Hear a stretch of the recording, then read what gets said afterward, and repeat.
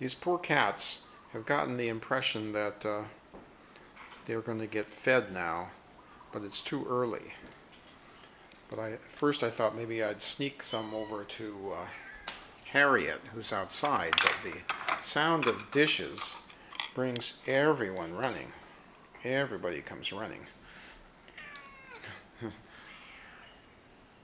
Silverman, Annie, Romeo, Keely, Dookie, Wally. Toby's down here licking himself. He's doing his little weird twitching thing.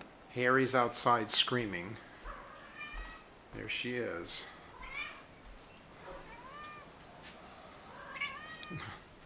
The rest here. Ooh boy. A lot of cat.